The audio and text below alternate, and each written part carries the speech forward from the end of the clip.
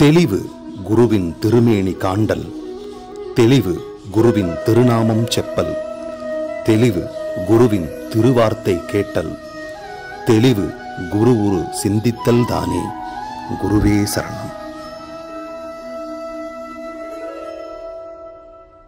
வணக்கம், நான் உங்க ஆத்ம நண்பன் பேசுறேன்.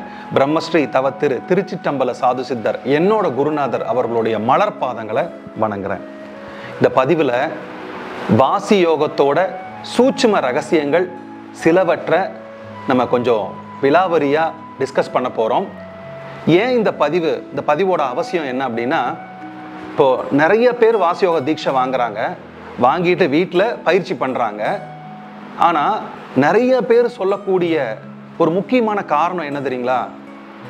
குருஜி, நான் வாசி பண்ணுறேன், ஆனால் எனக்கு எந்த மாற்றமே தெரிய மாட்டேங்குது. அது என் உடம்புலையும் என் மனதிலையும் எந்த ஒரு மாற்றத்தையும் தர மாட்டேங்குது. நான் எப்பவும் போல தான் இருக்கிறேன். நான் ஒருவேளை வாசி தப்பாக பண்ணுறேன்னா, இல்லை எனக்கு அந்த பிராப்தம் இல்லையா, வாசி எனக்கு கிடைக்காம போயிடுச்சா அப்படிங்கிறதெல்லாம் ஒரு கேள்வியாக இருக்குது. சில சூட்சும ரகசியங்களை குருநாதர் சீடர்களுக்கு தனியாக சொல்லி கொடுப்பாங்க. ஆனால் இந்த கலிகாலத்தில் நம்ம அந்த மாதிரி ஒரு வாழ்க்கை முறையை அமைச்சுக்க முடியாது. ஏன்னா எல்லாரும் எங்கெங்கேயோ இருக்கிறாங்க. அதனால் இந்த மாதிரி பதிவுகள் மூலமாக சில சூட்சும ரகசியங்களை நான் உங்களுக்கு சொல்லிக் கொடுக்கணும்னு ஆசைப்படுறேன்.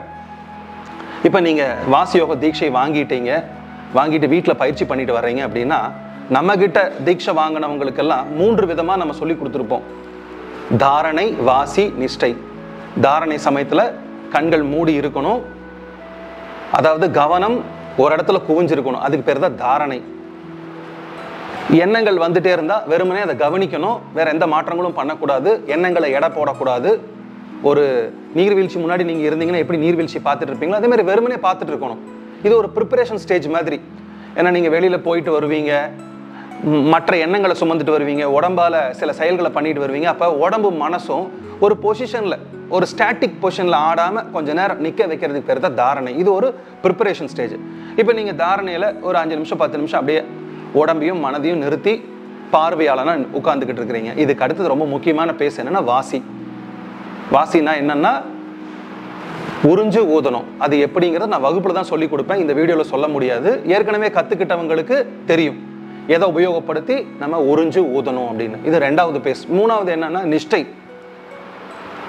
3வது நிஷ்டையில் நம்ம என்ன பண்ணுவோம், கண்களை மேல் நோக்கி வச்சு கவனத்தை வச்சிருப்போம். இதில் எவ்வளோ டைம் சொல்லி கொடுத்தாலும் இந்த சந்தேகம் மட்டும் போக மாட்டேங்குது. சார், நான் தாரணையில் என்ன பண்ணணும், வாசியில் என்ன பண்ணணும், நிஷ்டையில் என்ன பண்ணணும்னு இதை திருப்பி திருப்பி கேட்டுக்கிட்டே இருக்கிறாங்க. இதுக்கான பதில் நான் சொல்லும்போது கண்டிப்பாக நீங்கள் என்ன தவறுகள் பண்ணிட்டு இருக்கிறீங்க, அதை எப்படி திருத்துனா நம்ம வாசியில் இன்னும் ஆழ்நிலைக்கு போகலாம், மேல்நிலைக்கு போகலாம், உயர்ந்த நிலை டச் பண்ணலாங்கிற விஷயத்த நீங்கள் புரிஞ்சுக்க முடியும். இப்போ அது போகிறதுக்கு முன்னாடி ஒரு விஷயம் பண்ணுறேன். வாசி யோகம் நீங்கள் கற்றுக்கிட்டவராக இருந்தால் இப்போ நான் பண்ணுற மாதிரி நீங்களும் பண்ணுங்கள். உங்களோட இடது கையை இப்படி மடக்கி வச்சுட்டு இப்படி வச்சுக்கோங்க. உங்களோட வலது கையை எடுத்து ஒரு பர்டிகுலர் இடம், இப்போ இந்த இடத்த நான் வச்சுக்கிறேன்னு வச்சுக்கோங்களேன். இப்போ கண்ணை மூடிட்டு இந்த இடத்துல இப்படி தட்டிகிட்டே இருங்க. 1 நிமிஷத்துக்கு தட்டுங்க. 1 2 3 4 5 6 7 8 9 10 11 12 13 14 15 16 17 18 19 20 21 22 23 24 25 26 27 28 29 30 31 32 33 34 35 36 37 38 39 40 41 42 41 44 45 50 51 52 53 54 55 56 57 58 59 60. இப்போ நிறுத்திட்டு நீங்கள் அந்த இடத்துல எந்த கவனம் வைக்க வேண்டாம். இவ்வளவு நேரம் 1 நிமிஷம் நான் அந்த இடத்துல அடித்ததோட தாக்கம் அந்த இடத்துல இருக்கும். உங்கள் கவனத்தை நீங்கள் ஸ்பெஷலாக அட்டென்ஷன் பண்ணி கொண்டு போக வேண்டாம். கண்ணை மூடின நிலையில் இருந்தாலே இவ்வளோ நேரம் அடித்ததோட தாக்கம் அங்கே இருக்கும். அந்த தாக்கத்தில் உங்கள் கவனம் ஆட்டோமேட்டிக்காக போயிடும், மனம் அதில் லயமாகும். இப்போது இது எதுக்குங்க சார் சொன்னீங்கன்னு கேட்டிங்கன்னா, இப்படி பண்ணுறது தான் வாசி. இவ்வளவு நேரம் எந்த இடத்துல நீங்க ஊதி ஊதி அடிச்சிட்டு இருந்தீங்களோ 50 நிமிஷம் நம்ம சொல்லியிருப்போம். இந்த 50 நிமிஷம் நீங்க ஊதிக்கிட்டே இருக்கிறீங்க, உறிஞ்சுறீங்க மேல அப்பர் பேலட்ல மேவாயில போய் படுது. இதுக்கு ஈக்குவலா வச்சுக்கோங்க. இப்படி இப்ப 50 நிமிஷம் இப்படி பண்ணிட்டீங்க, 50 நிமிஷம் வாசி பண்ணிட்டீங்கன்னா இது எப்படி பண்ணிட்டு நிறுத்தினதுக்கு அப்புறம் ஒரு தாக்கம் இருக்குதோ அந்த தாக்கம் மேல அப்பர் பேலட்டில் மேவாயில் உங்களுக்கு கண்டிப்பாக இருக்கும். அப்படி இல்லைன்னா நீங்கள் வாசியில் இன்னும் ஆழமாக போகணும். அப்போ என்னங்க சார் நான் பண்ணணும் அப்படின்னா, நல்லா புரிஞ்சுக்கோங்க. ஒரு சேயிங் இருக்கு, காற்றடங்க மனமடங்கும், மனமடங்க காற்றடங்கும்னு ஒரு சேயிங் இருக்கு. இதில் வாசியில் பொறுத்த வரைக்கும் காற்றடங்க மனமடங்குங்கிறத எடுத்துக்கணும். மற்ற சாதனால இருக்கிறவங்க மனமடங்க காற்றடங்குங்கிறத எடுத்துக்குவாங்க. நம்ம காற்றை வச்சு தான் மனசை பிடிக்கிறோம். ஏன்னா மனசும் காற்றும் ஒன்று தான். அப்போ நம்ம தாரணையில் உட்கார்ந்துடுறோம். அடுத்த பேஸ் வாசிக்கு வரும்போது உறிஞ்சு உறிஞ்சு ஊதிட்டு இருக்கும்போது இப்போ ஒரு பெரிய பேரியர், ஒரு தடக்கல் நமக்கு என்ன அப்படின்னா, நம்ம மனம் நம்ம சுவாசத்தோட கோடி இல்லாம வெளியில சஞ்சரிச்சுக்கிட்டு இருக்கும், வெளியில போய் சுத்திக்கிட்டு இருக்கும். இப்படி ஆடு போய் புல்லு மேய்ஞ்சிட்டு இருக்கும், அந்த மாதிரி சுத்திக்கிட்டு இருக்கும்.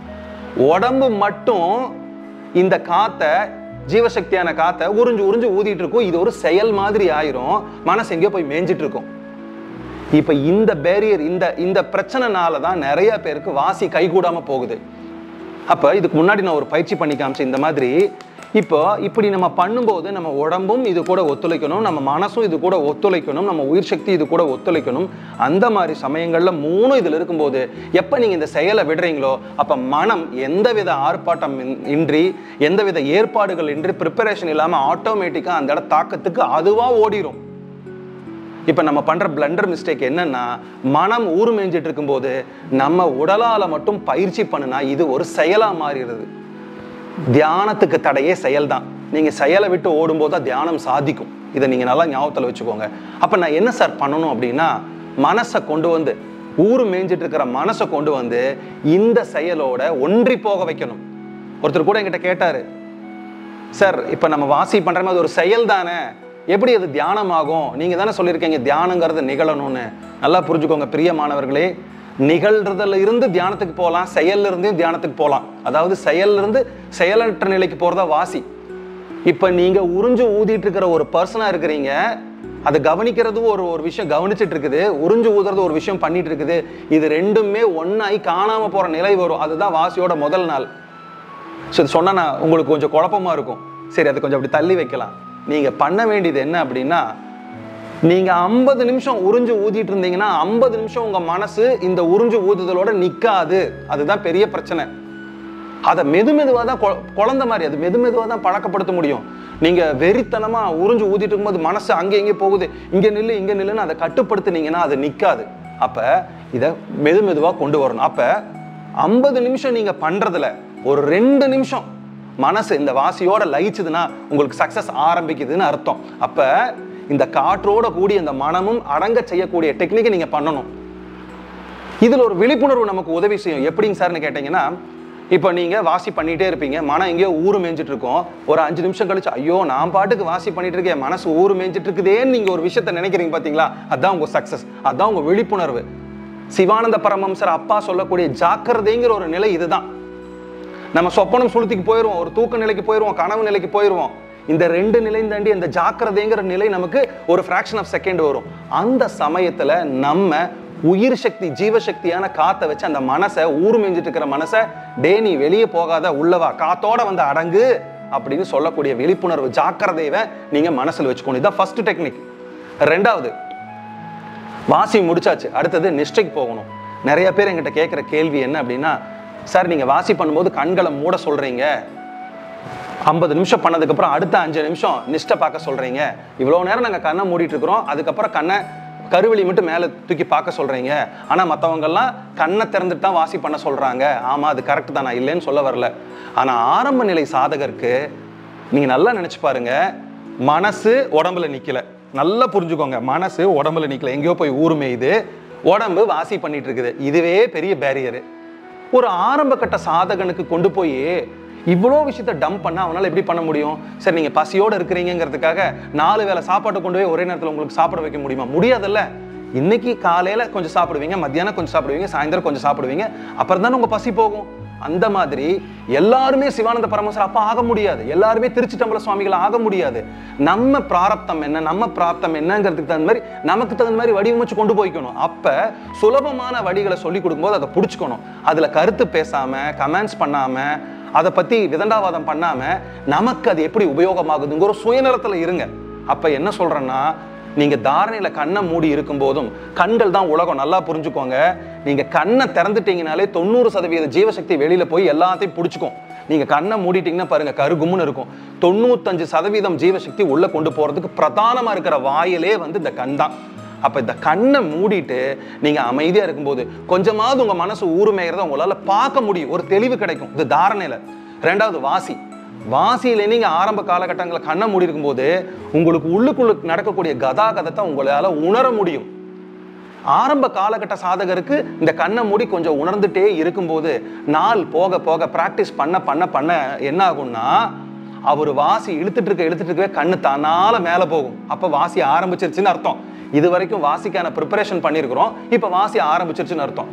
அதுக்கப்புறம் நீங்க நிஷ்டை வைக்க சொல்லி கொடுத்துருப்பேன் நான். இந்த சமயத்துல நான் அருமையான ஈஸியான வழி ஒன்று சொல்லி கொடுக்குறேன். முதல்ல கண்களை மூடுங்க, ஆராம்சா கண்களை மூடுங்க.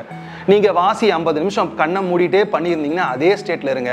இப்போ உங்கள் கருவிழியை மட்டும் மெதுவாக மேலே ஏற்றுங்க. இப்போ பாருங்கள், நான் கண்ணை திறந்துருக்கிறேன், என் கருவிழியை என்னால் மேலே ஏற்றி காமிக்க முடியுது.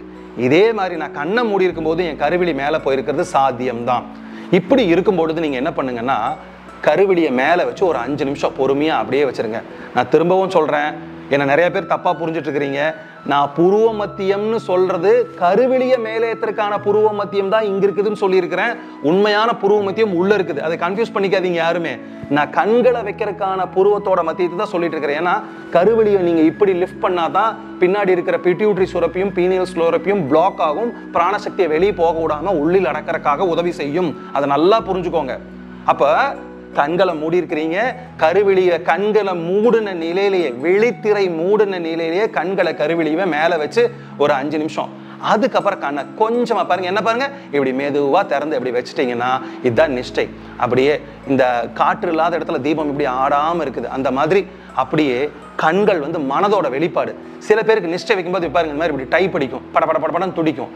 இதெல்லாம் கொஞ்சம் கொஞ்சமாக தான் நம்ம மாற்றிக்க முடியும். அப்போ ஒரு 5 நிமிஷம் ஃப்ரீயாக இருக்கும் போதெல்லாம் கண்ணை மூடுங்க, கருவிழி மேலே ஏற்றுங்க. என்ன பாருங்க, இந்த மாதிரி ஒரு 2 நிமிஷம் 3 நிமிஷம் 5 நிமிஷம் அப்படியே இருங்க. கண்ணு வலிக்குதா, எரிச்சல் வருதா, அப்போ சாந்தப்படுத்திக்கிங்க, மறுபடியும் ஆரம்பிங்க. இந்த சூட்சும ரகசியத்தை ஃபாலோ பண்ணுங்க. அடுத்த ரொம்ப முக்கியமான கடைசியான முக்கியமான பாயிண்ட் என்ன அப்படின்னா, ஃபர்ஸ்ட் தாரணை, அடுத்தது வாசியில எவ்வளோ நேரம் மேலே நீங்க உறிஞ்சு ஊதி தட்டிக்கிட்டே இருந்தீங்களோ அந்த தாக்கத்துல தான் நிஷ்டையில கவனம் வைக்கணும். நிறைய பேருக்கு இந்த டவுட் இருக்குது, சார் நான் நிஷ்டை வைக்கும்போது கண்ணு மேலே இருக்குது, என் மனசை நான் எங்க வைக்கிறது?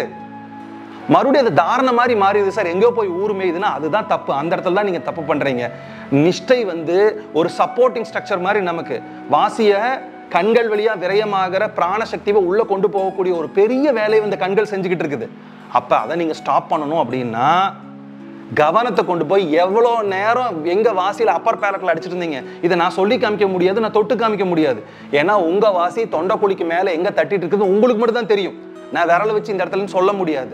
அப்ப அந்த இடத்துல, அதுக்கு தான் இந்த எக்ஸாம்பிள் சொன்னேன். இது வாசி பண்ணிட்டு இருக்கிற மாதிரி அர்த்தம். இதை நிறுத்தினாலே அந்த இடத்துல தாக்கம் இருக்குதுன்னு நீங்க உணர்றீங்கன்னா அப்போ உங்க மனது எந்த அளவுக்கு அதுல இணைஞ்சிருக்கணும்னு பார்த்துக்கோங்க. இந்த மாதிரி இல்லைன்னா தான் நீங்க வாசி பண்றதுக்கு முக்குன்னு முக்கிட்டு இருந்தீங்கனாலும் மனம் ஊறுமேஞ்சிட்டே இருக்கும், திருப்பி வராது.